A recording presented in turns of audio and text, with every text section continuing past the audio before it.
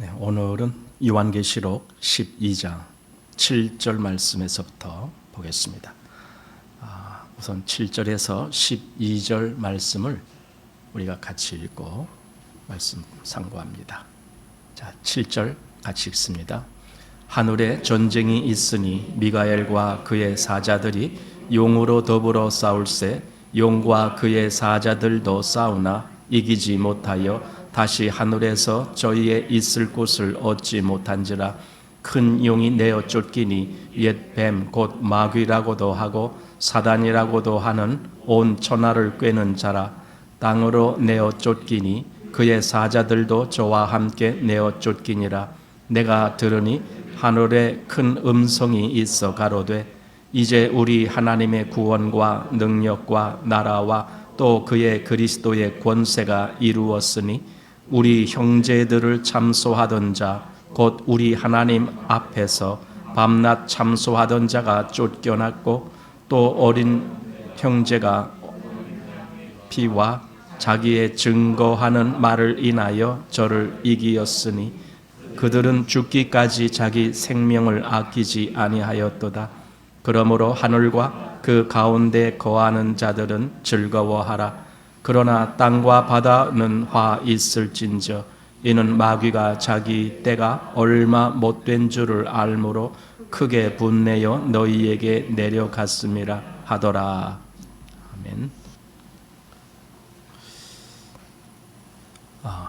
여기 요한계시록 12장에는 1절에도 시작이 하늘에 큰 이적이 보이니 이렇게 하늘이라는 무대를 말해줍니다. 3절에도 하늘에 또 다른 이적이 보이니, 그리고 오늘 읽은 7절 거기도 하늘에 전쟁이 있으니, 그리고 10절에도 하늘에 큰 음성이 있어. 이렇게 자꾸 하늘 이렇게 말합니다.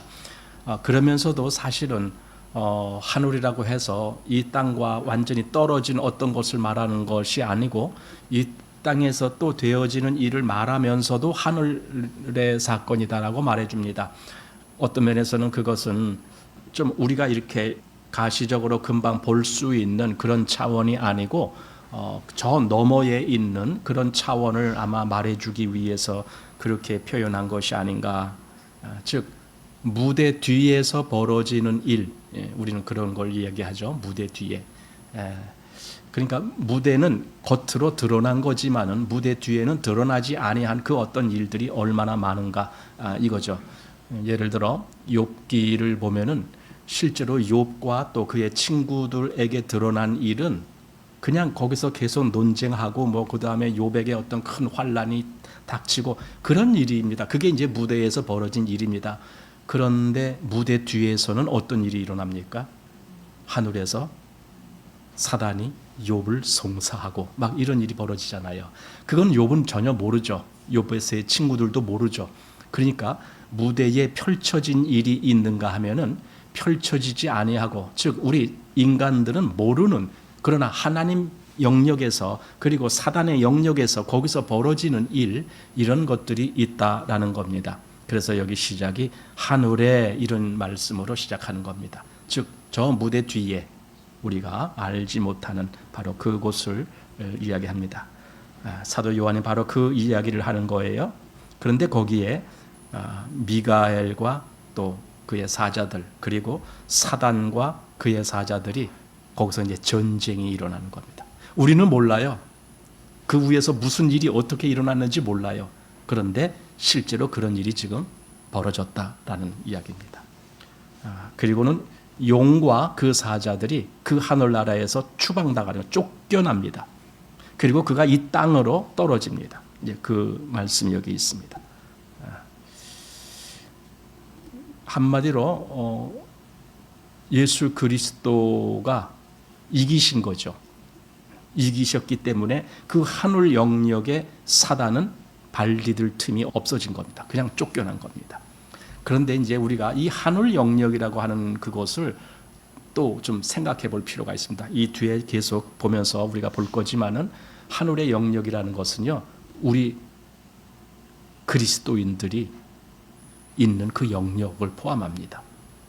하늘 그러니까 저 높이 어떤 그런 곳이 아니고 실제로 하나님의 통치와 그 역사가 이루어지면서 그 하나님을 믿음으로 따른 그 모든 사람들, 즉 거듭난 그리스도인들이 함께 거하는 영역이 다 그게 하늘입니다. 그래서 이 땅에서 그 이루어진 하늘을 하나님 나라라고 말하는 겁니다. 나라가 임하옵시며 우리 이렇게 하잖아요. 바로 그 나라가 하늘의 영역이다라고 합니다. 자꾸만 우리는 하늘 이러면은 그게 우리 차원에서의 하늘을 생각하려고 그래요. 그래서 어디 저 높이 어디 우주 어디 있는가 보다. 여러분 그 어떤 그 전에 어떤 그 옛날에 소련이라고 하는 나라가 있었잖아요. 러시아 이전에 그 소련이 인공위성을 제일 먼저 쏘아 올렸어요. 미국보다도 더 먼저 쏘아 올렸어요. 로켓을. 그리고는 거기에 이제 그 타고 올라갔던 우주인이 가가린이라고 하는 그 우주인이 우주에 가서 그 하늘나라에 가서 봤더니 하나님이 없더라 이런 아주 그 박한 말을 한 적이 있는데, 예, 그렇게 올라가면은요 그 우주가 아니라 그보다 더 멀리 더 높이 올라가도 하나님 안 보입니다. 하나님이 있는 하늘나라라는 차원은 그런 차원이 아니기 때문에 그렇습니다.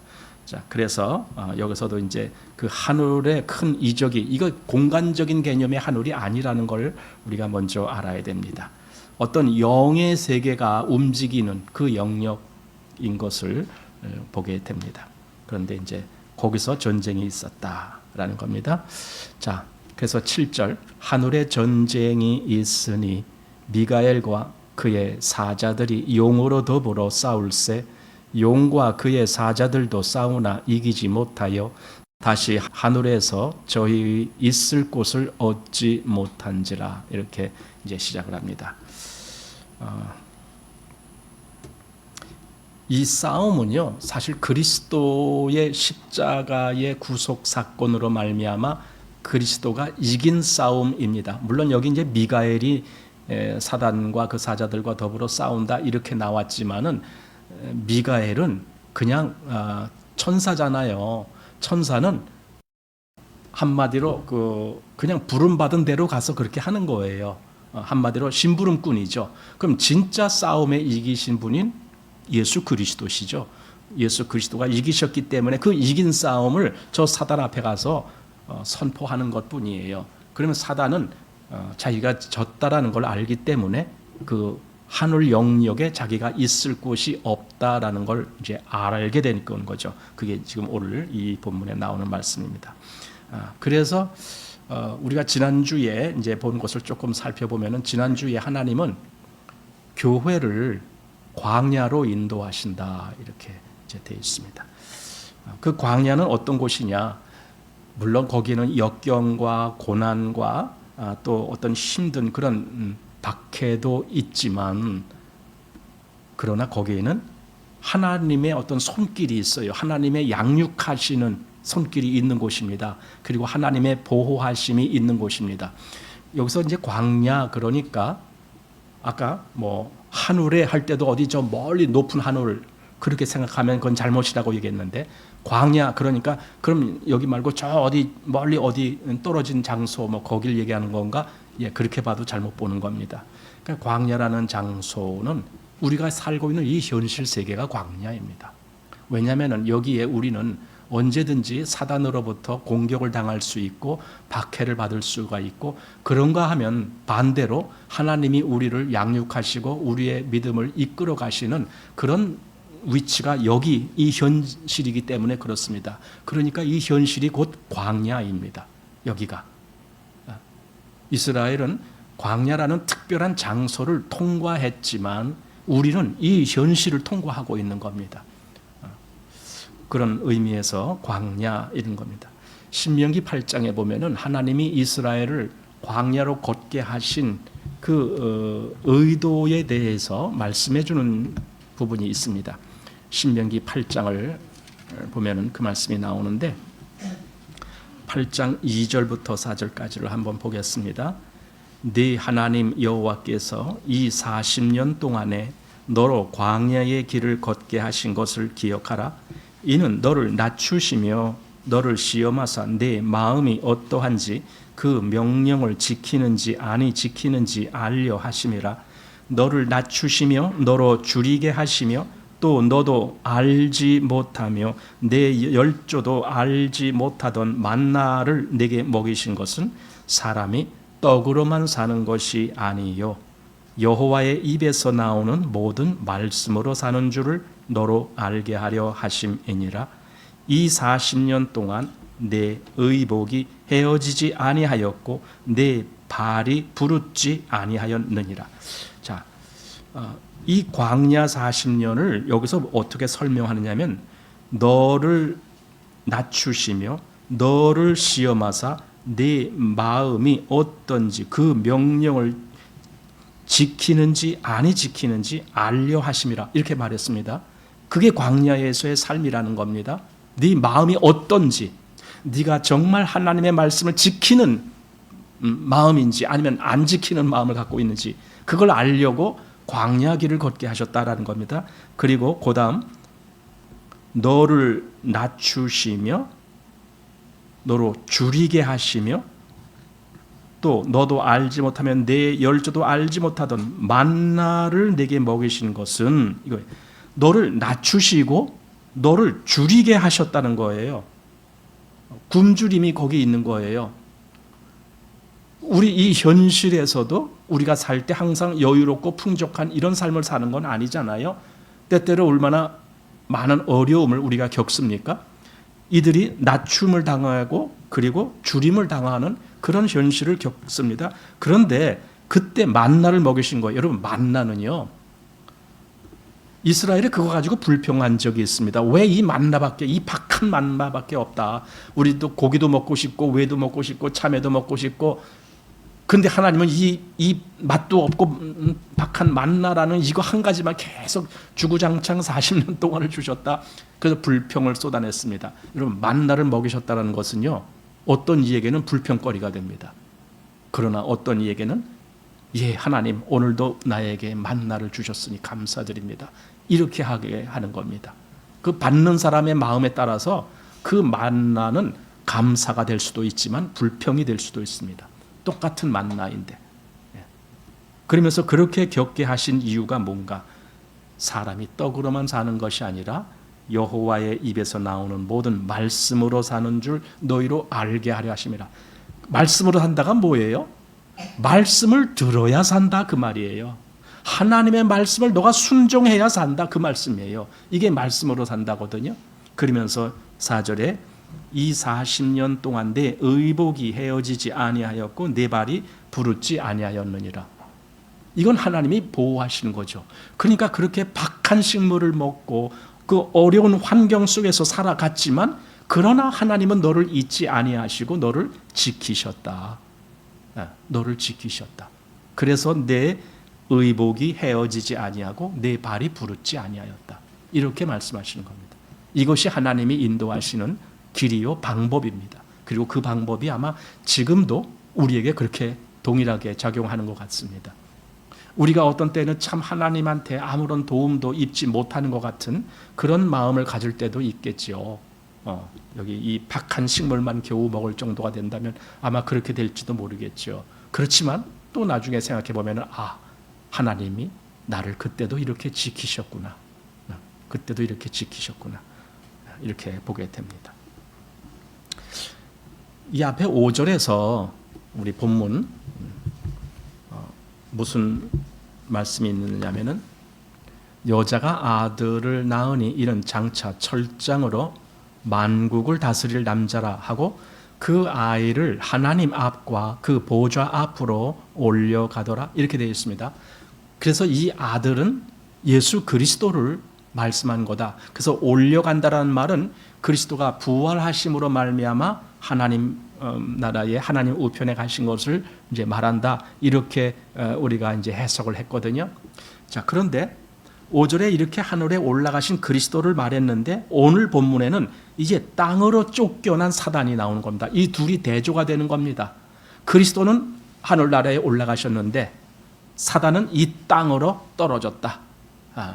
그럼 이걸 보면서 우리가 느끼는 게 있는 거예요. 그리스도는 하늘에, 사단은 이 땅에.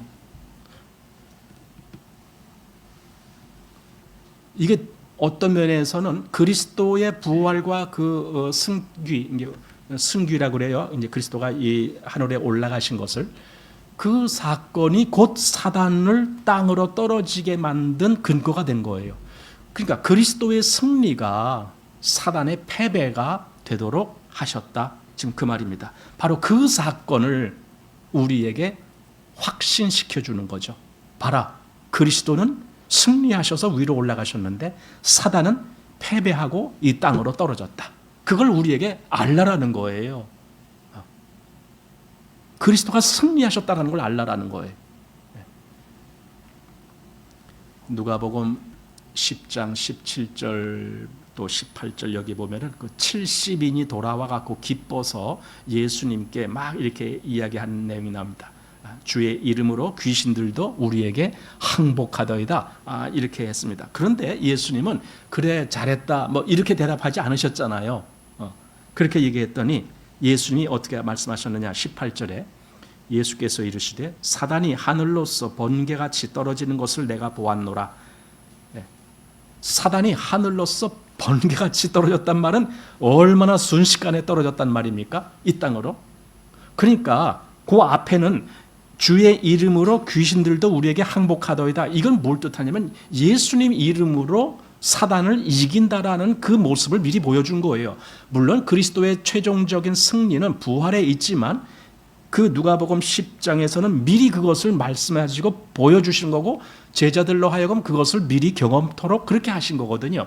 그래서 주의 이름으로 귀신들도 다 나가더이다 이렇게 했는데 정작 주님이 말씀하시고자 하는 의도는 그 귀신이 나갔다는 그 한 가지로 끝난 것이 아니라 그래 사단이 하늘로서 지금 번개같이 땅으로 떨어지는 것을 내가 보았노라 이렇게 말씀하시는 거죠. 오늘 읽은 여기 사단이 떨어졌다라고 하는 것을 이제 여기 계시록 12장에서 보는 그 모습을 우리가 생각하게 하는 그런 말씀을 예수님이 하신 겁니다.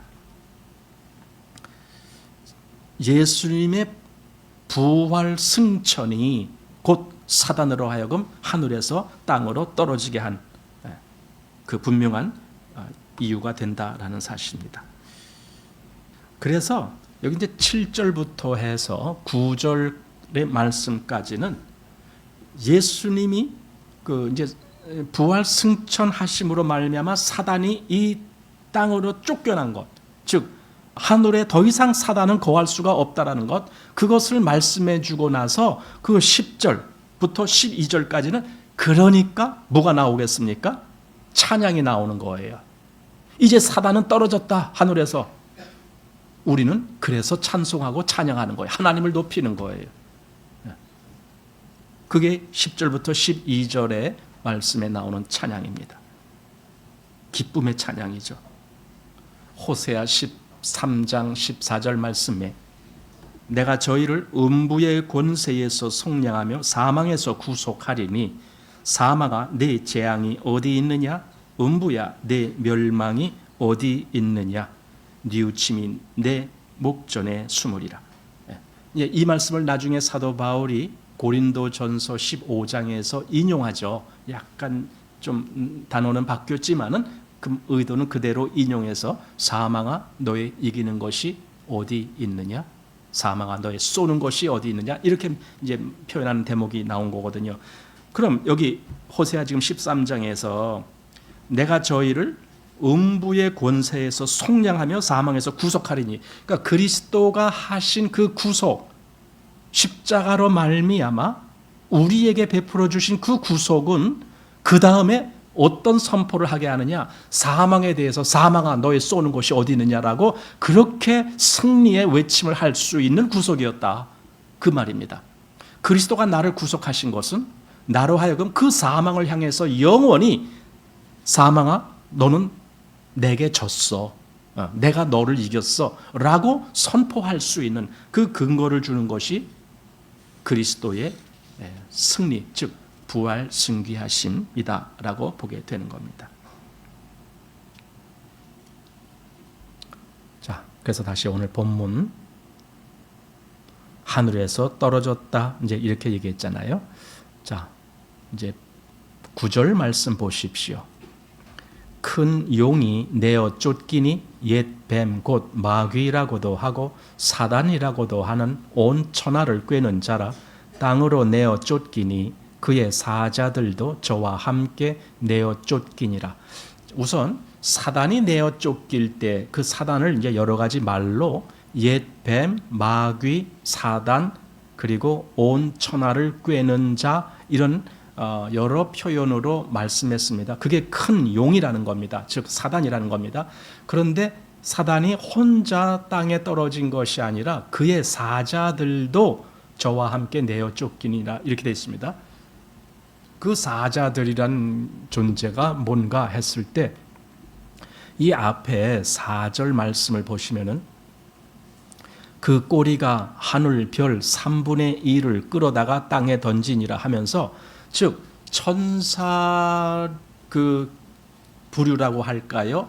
거기에 3분의 1 정도를 사단이 자기 편 만들었다, 그 뜻이죠. 한마디로 사단의 세력, 무리가 된 거고, 그것을 이 뒤에서는 그걸 사단의 사자들이다, 이렇게 말씀한 겁니다. 그들이 다 내쫓기는 겁니다. 이런 사단 편에 든 그 모든 천사들 다 같이 사단 취급받습니다. 마찬가지로 저는 이렇게 봅니다. 인간도 똑같다.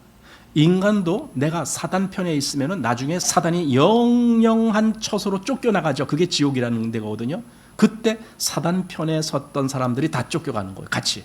지금 여기서도 사단의 사자들이 저와 함께 다 쫓겨남을 당했기 때문에 인간이 그런, 그게 마태복음 25장에 나오는 거잖아요. 마귀와 그 사자들을 위하여 예비된 영영한 불에 들어가라 하면서 그 왼편에 있는 자들에게 선포된 말씀입니다. 여기 큰 용, 옛뱀, 마귀, 사단, 그리고 온 천하를 꿰는 자, 이 사단의 성품, 속성, 우리는 가끔 하나님의 성품, 속성에 대해서 말합니다. 여기 사단의 성품에 대해서 말합니다. 사단은요, 한마디로 꿰는 자입니다. 꿰는다라는 것은 속여서 어떤 자기의 이득거리를 삼기 위한 그런 수작, 이게 전부 꿰는 겁니다. 한마디로 사기치는 거예요. 사단은 사기치는 자입니다. 꿰는 자입니다. 거짓 말로 뭔가를 이렇게 하는 자입니다. 그 사단, 그가 심판받습니다. 그래서 내어 쫓깁니다. 그런데 이 사단이 그 거하는 영역을 성경에서는요, 바다라고 호칭합니다.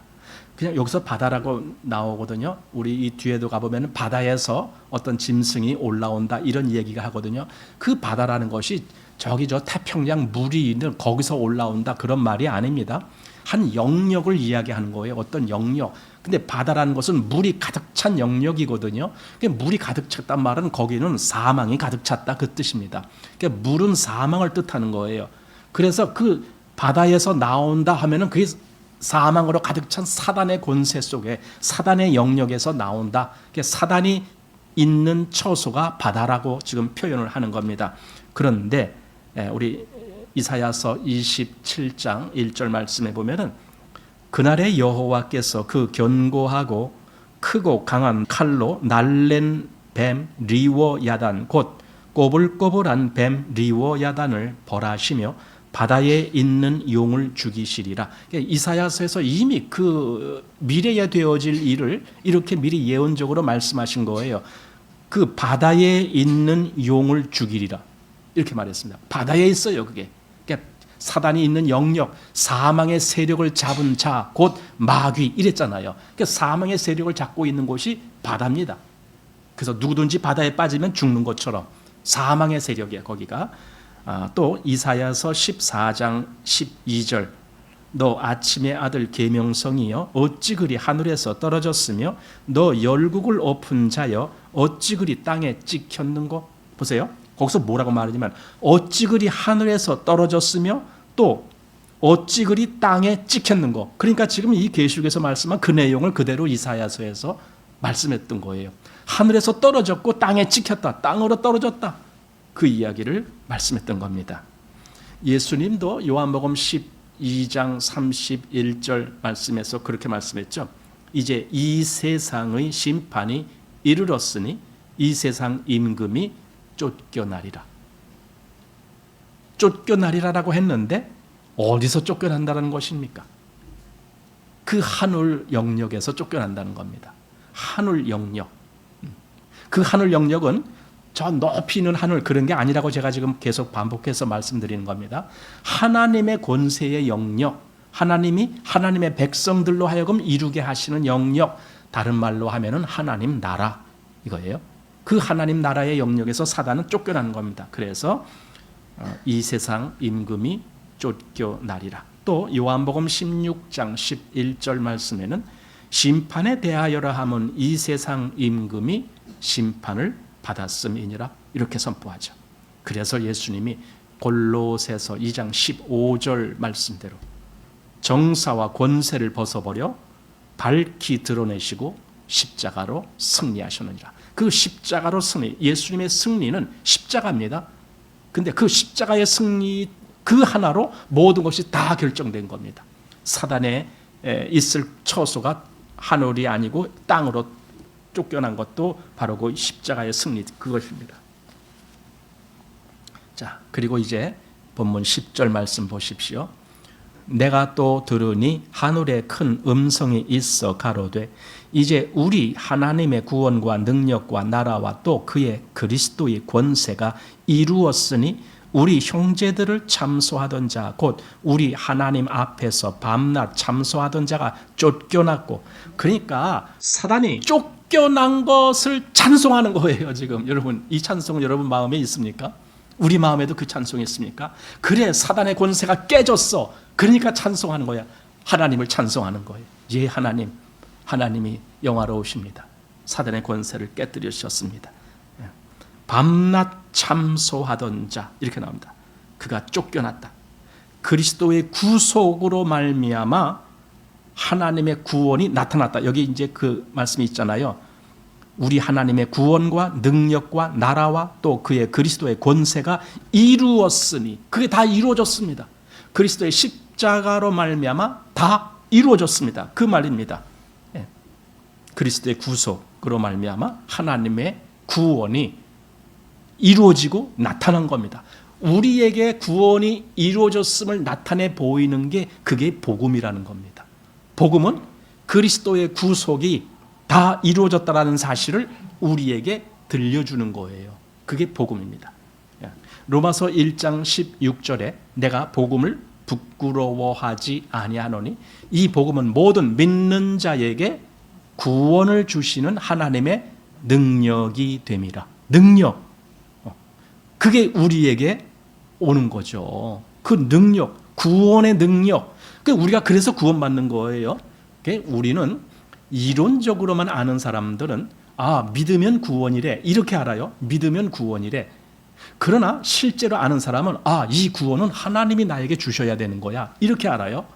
하나님이 내게 주셔야 구원이야. 근데 실제로 하나님은 그렇게 주셨어. 그게 증거가 그리스도가 부활하시고 승천하신 거예요. 그게 증거가 되는 거예요. 그리스도가 이기셨어. 그러니 하나님이 나에게 구원을 얼마든지 주신다 이 말입니다. 예수님이 부활하신 후에 마태복음 28장 18절 말씀에 예수께서 나와 일러 가라사대 하늘과 땅의 모든 권세를 내게 주셨으니 이런 말씀을 하십니다. 하늘과 땅의 모든 권세가 이제 우리 주님이 차지하게 되셨다 이겁니다. 그 이전에 이 땅의 모든 권세가 사단이 소유하고 있었잖아요. 사단의 권세잖아요. 그래서 예수님을 시험할 때에도 네가 내게 절하면 내가 이 모든 영광을 너에게 주겠다. 이것은 내게 넘겨준 것이다. 그러니 내가 원하는 자에게 얼마든지 줄 수 있다. 그렇게 말하거든요. 그러나 예수님의 부활은 곧 이제 더 이상 사단의 권세가 없어졌다. 그래서 사단의 머리가 깨진 거예요. 예수님의 부활하심으로 말미암아. 창세기 3장 15절의 말씀, 여자의 후손이 오면은 뱀 네 머리를 상하게 할 것이다. 그것이 실제가 된 것이 예수님의 부활입니다. 그래서 사단의 머리가 깨어졌습니다. 그리스도의 권세가 나타난 겁니다. 근데 이 사단은요, 여기 보니까 참소하는 자잖아요. 여기 그렇게 나오잖아요. 10절 중간에 우리 형제들을 참소하던 자 곧 우리 하나님 앞에서 밤낮 참소하던 자. 이 참소란 말은요 여러 가지 뜻이 있는데 불평한다라는 말도 있지만 고소한다 이런 말도 있어요. 그 뜻이 또 비방한다 이런 뜻도 있고 또 고발한다 이런 뜻도 있는 것이 참소한다는 말이에요. 그런데 이게 사단이 언제 어떻게 참소하느냐면요 우선 누구를 참소하느냐 했을 때 우리 형제들 즉 그리스도인들을 참소하는 거예요. 그럼 누구 앞에서 하느냐? 하나님 앞에서.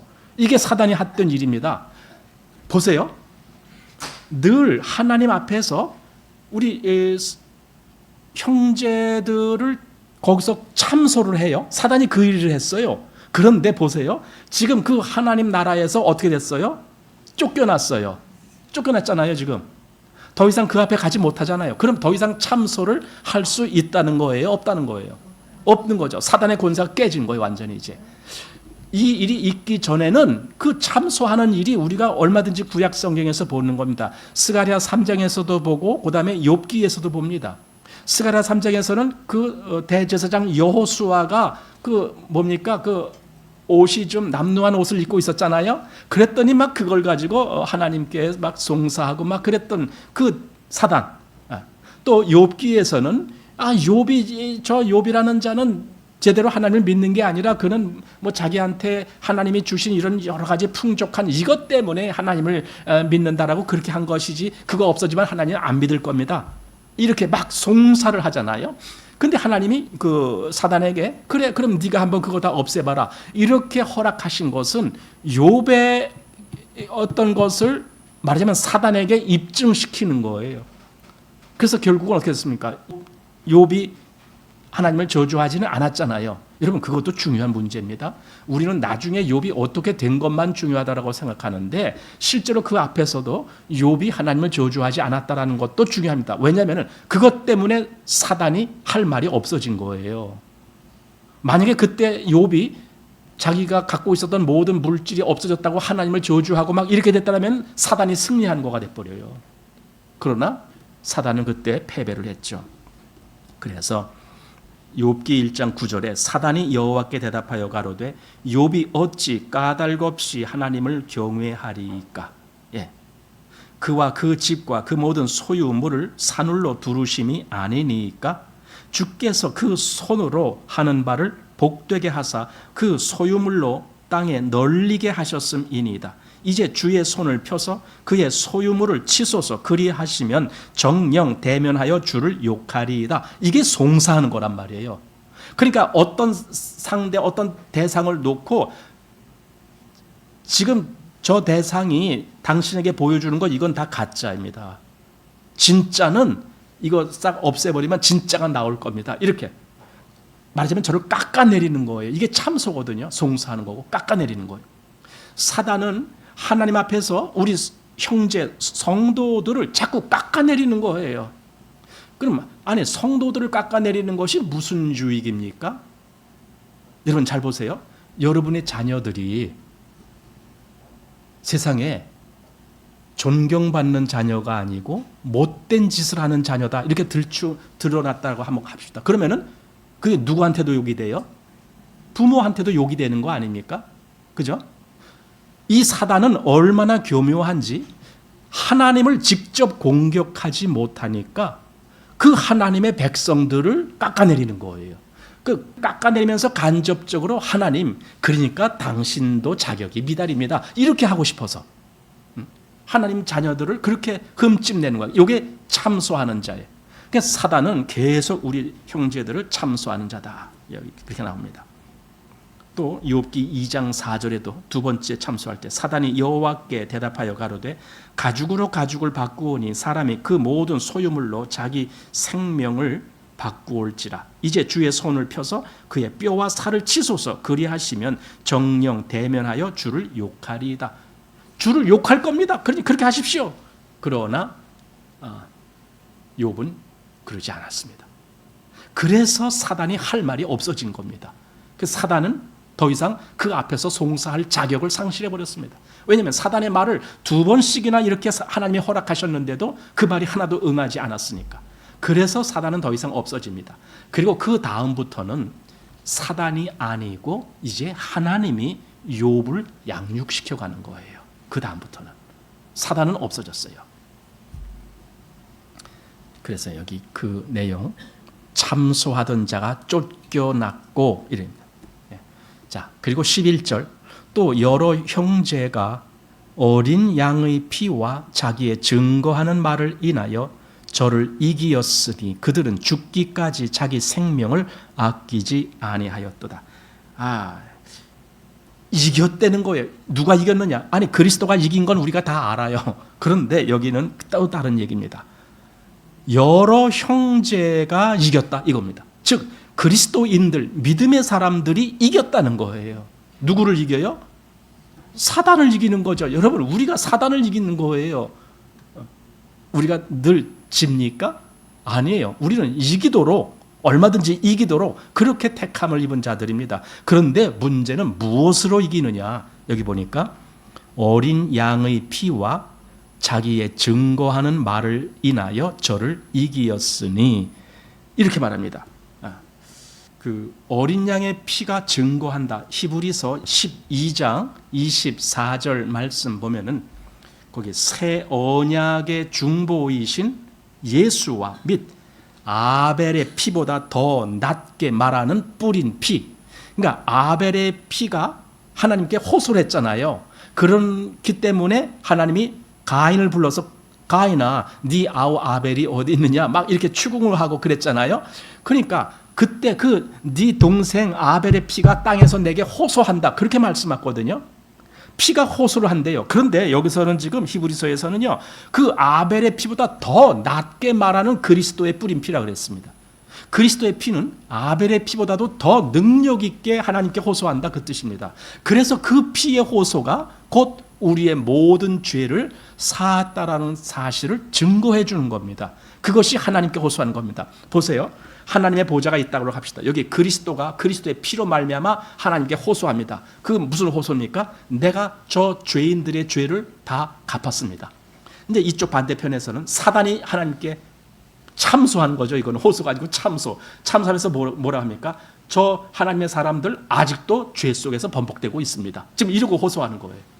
과연 누구 말이 맞는 겁니까? 그리스도인이 그래서 어떤 삶을 살아야 되느냐는 아주 중요한 겁니다. 왜냐하면 우리는 그리스도의 명예에 달려 있는 겁니다.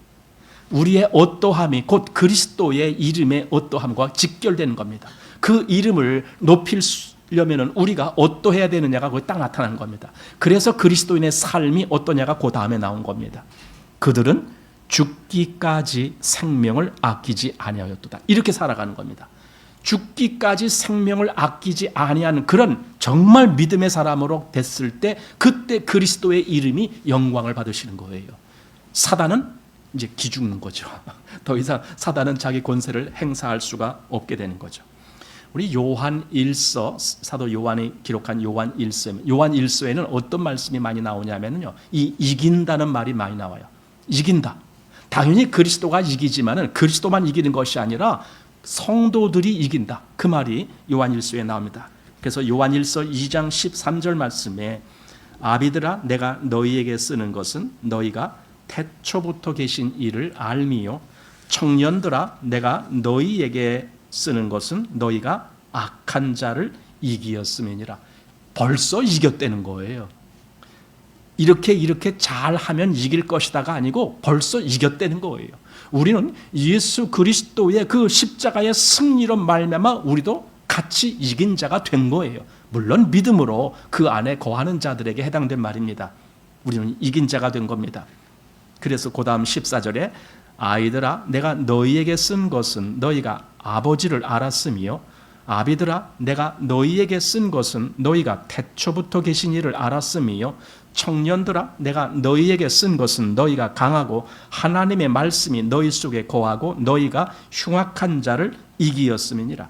이렇게 이제 세 부류에 대해서 쓸 때 첫 번째 아이들 또는 아비들, 그런데 청년들한테 해당되는 말을 할 때 이기었음이니라 이런 말을 해요.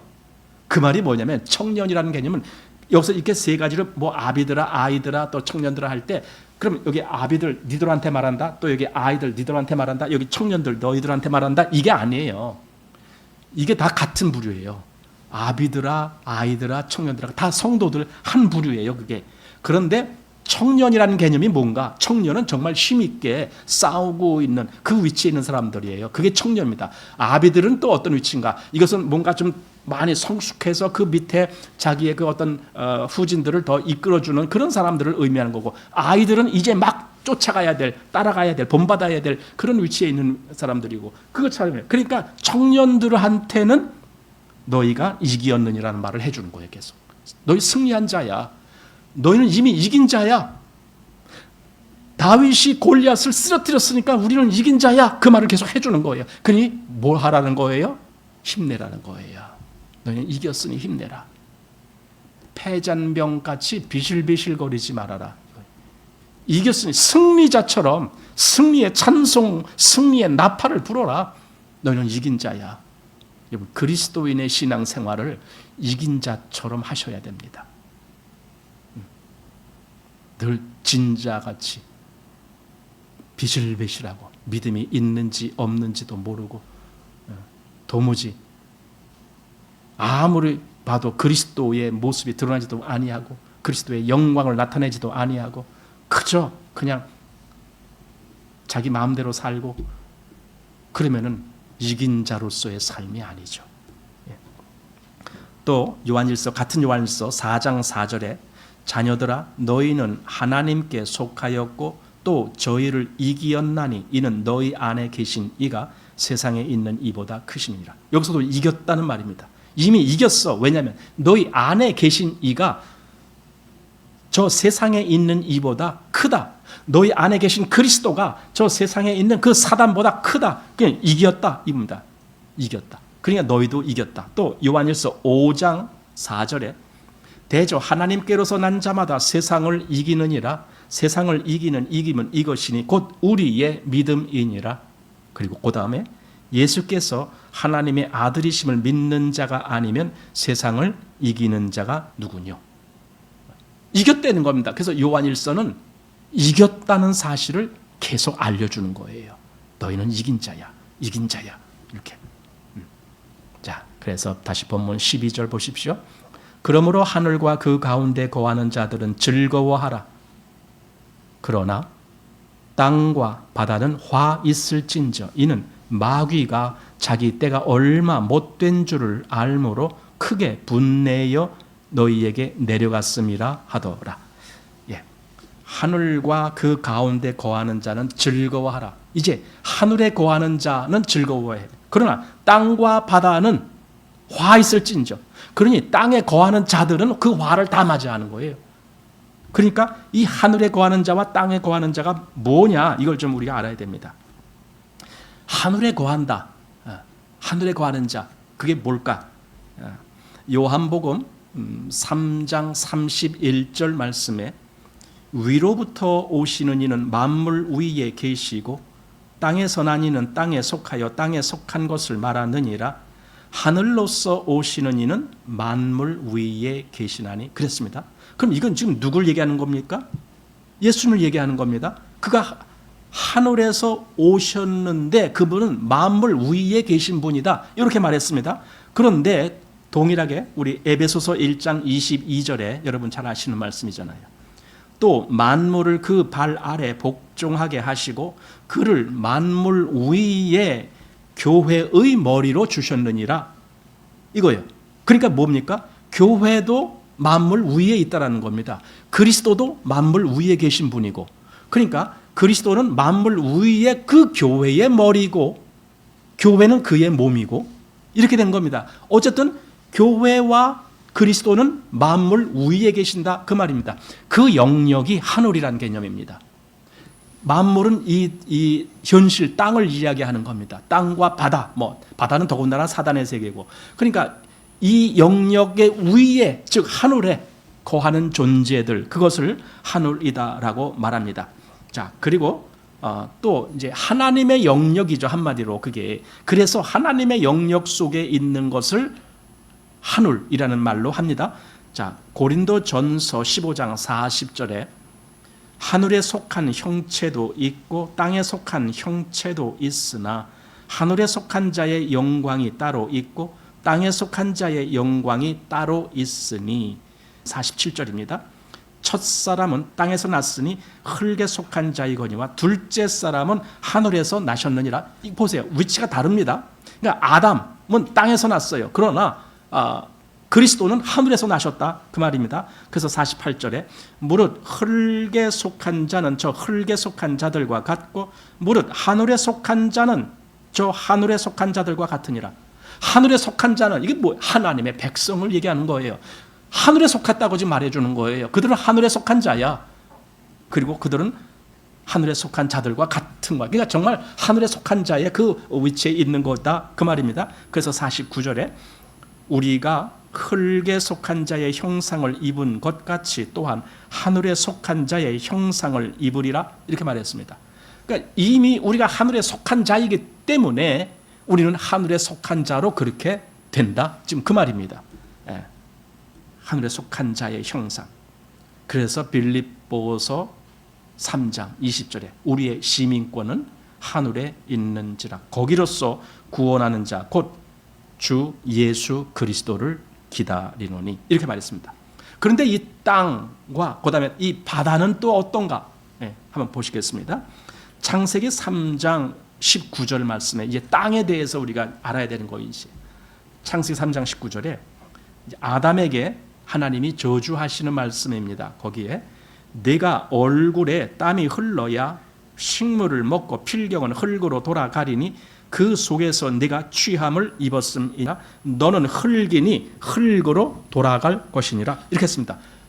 이미 죄를 범한 아담에게 너는 흙에 속한 자가 되어야 된다 그 뜻이에요. 너는 흙에 속한 자. 흙이니 흙으로 돌아갈지니라는 단순히 죽음만을 의미하는 것이 아닙니다. 물론 당연히 죽음도 거기에 포함되어 있는 겁니다. 그 흙에 속한 자이기 때문에 죽음으로 가는 거예요. 왜냐하면 이 땅과 이 바다는 죽음의 세상이기 때문에 그래요. 그래서 아담은 흙에 속한 자이기 때문에 죽지만 결국은 그가 땅에 속한 자의 그 영역으로 떨어졌다라는 의미도 됩니다. 또 창세기 3장 23절에는 여호와 하나님이 에덴 동산에서 그 사람을 내어 보내어 그의 근본된 토지를 갈게 하시니라. 근본된 토지를 갈게 하시니라. 근본, 땅에 속한 그것. 그러니까 너는 땅에서 천상 먹고 살아야 된다. 그 땅을 농사져서 먹고 살아야 된다. 그러니까 죽음을 말씀했고 또 땅에서 땀을 흘려야 먹고 사는 그것도 말씀했지만 결국은 아담이 흙에 속한 자이라는 것을 거기서 선포한 겁니다. 그래서 아까 고린도전서 15장에 첫사람은 땅에 속한 거라고 그래서 말한 겁니다. 땅에 속한 거예요. 또 예레미야 17장 13절 이스라엘의 소망이신 여호와여 무릇 주를 버리는 자는 다 수치를 당할 것이라 무릇 여호와를 떠나는 자는 흙의 기록이 되오리니 이는 생수의 근원이신 여호와를 버림이니이다. 여기 여호와를 떠나는 자는 흙의 기록이 되오리니 아까 빌립보서 3장 20절에 우리의 시민권은 하늘에 있다 그랬어요. 우리는 하늘에 기록된 자예요. 시민권이 거기 있다는 것은 거기 우리 이름이 기록됐다 이런 의미로도 해석이 되는 거예요. 그러나 여기 지금 여호와를 버린 자는 흙에 기록되는 거예요. 이게 땅에 속한 자입니다. 그러나 하늘에 그 이름이 있는 자들은 하늘에 속한 자입니다. 그래서 계시록 14장 요 이제 우리 보면 좀 뒤에 가보면 그 내용이 나오는데 14장 6절 말씀에 또 보니 다른 천사가 공중에 날아가는데 땅에 거하는 자들 곧 여러 나라와 족속과 방언과 백성에게 전할 영원한 복음을 가졌더라 이렇게 말합니다. 즉 이게 땅에 거하는 자들 이 땅에 한마디로 구원을 받아야 될 자들이에요. 지금 이게 그 얘기예요. 구원 받아야 될 자들 그들에게 선포할 복음을 가졌더라 지금 그 말입니다. 그래서 땅에 거하는 자들 곧 여러 나라와 족속과 방언과 백성에게 전할 영원한 복음 그걸 가졌더라 이렇게 말합니다. 자, 이게 이제 땅입니다. 그리고 이제 바다를 한번 생각해 보겠습니다. 바다는요, 완전히 사단의 본부예요. 본부, 사단의 본부. 하늘나라가 하나님의 본부라면은 바다는 사단의 본부입니다.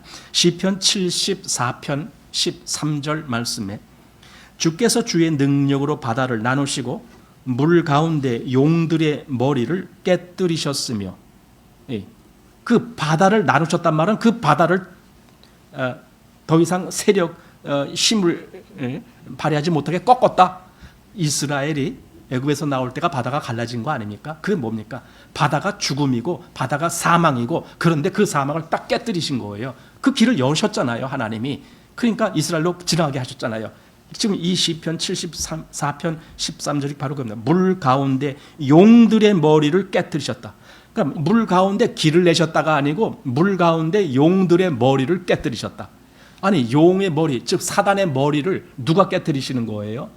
원래 예수님이 깨뜨리시잖아요. 창세기 3장 15절이 그 말씀이잖아요. 여자의 후손이 오면은 네 머리를 상하게 할 것이다. 그런데 시편은 그 바다가 바로 그랬다. 그래서 바다는 곧 이 사단의 세력을 의미하는 겁니다. 사단의 소굴을 이야기하는 겁니다. 그래서 계시록 요 다음 장인 13장 1절 말씀을 보니까 이렇게 나와요. 내가 보니 바다에서 한 짐승이 나오는데 뿔이 10이요 머리가 7이라. 그 뿔에는 10 면류관이 있고 그 머리에는 참남된 이름들이 있더라. 여기 한 짐승이 나오는데, 이게 이제 사단이, 말하자면 사단의 그 패거리라고 할까요? 사단이 여기 어떤 짐승이 나오고 그 다음에 거짓 선지자가 나옵니다. 그들이 다 사단 패거리입니다. 그런데 그들의 출처가 어디냐? 여기 한 짐승은 바다에서 나오고 그 다음에 이 거짓 선지자는 또 땅에서 나온다. 이제 그렇게 이제 이 얘기가 이제 여기 기록이 되어 있습니다. 그러니까 바다는 뭐냐? 한마디로 사단의 본거지다. 그렇게 보면 돼요. 바다는. 그러니까 우리가 보는 저기 저 태평양 그런 얘기가 아닙니다. 여기 요한계시록에서의 바다는 사단의 본거지. 거기에 그걸 또 우리 뭐 무저갱이란 말로도 여기 기록된 데가 있었잖아요. 무저갱. 저 밑바닥이 없이 그냥 쭉 깊이 떨어지는 곳, 그게 무저갱인데 그걸 이제 바다라는 의미로 그렇게 또 해석을 합니다. 그래서 오늘 여기 땅과 바다는 화 있을진저, 이는 마귀가 자기의 때가 얼마 못된 줄을 알므로 크게 분내어 너희에게 내려갔습니다. 그러니까 땅이라는 영역, 이 세상에서 사실 구원받지 못하고 살아가는 사람들에게는 얼마나 극한 어떤 고난, 고통, 역경이 임할 것인지 그걸 지금 말해주는 거예요. 하늘에 속한 자가 아니고 이 땅에 속한 자들에게, 한마디로 사단이 심술 부리는 거죠. 왜? 자기가 하늘에서 쫓겨났으니까, 더 이상 하늘에 있을 곳을 얻질 못했으니까 이 땅에 와서 땅에 있는 자들한테 다 심술 부려요. 자기를 쫓는 자들에게조차도 심술 부리는 거예요. 그게 사단입니다. 사단의 심보가 그렇습니다. 한번 심술 부려요. 그래서 화 있을진저 이렇게 말했습니다. 사단은 자기의 때가 얼마 남지 못한 줄을 알므로 그랬습니다. 예수님 때에도 그 귀신 들린 자가 그랬잖아요. 아직 내 때가 이르기 전에 우리를 멸하러 오셨나이까, 뭐 이런 식으로 대답을 하잖아요. 그러니까 자기들의 때라는 것을 사단은 잘 알고 있어요. 그 때가 얼마 안 남았다는 걸 잘 알고 있어요. 그래서 최후의 발악을 한다. 우리 그렇게 얘기를 하거든요. 최후의 발악. 곧 이제 완전한 영원한 심판을 받기 이전에 자기 있는 힘을 다 쏟아놓는 거예요. 최후의 발악. 사단이 그렇게 하기 때문에, 그래서 땅과 바다에는 화 있을진저 이거예요. 사단의 모든 그 더러운 그런 어떤 힘들이 다 거기 쏟아질 때가 바로 그때니까 그렇게 지금 말을 하고 있는 겁니다. 자, 오늘은 12절까지만 그냥 하는 걸로 하겠습니다.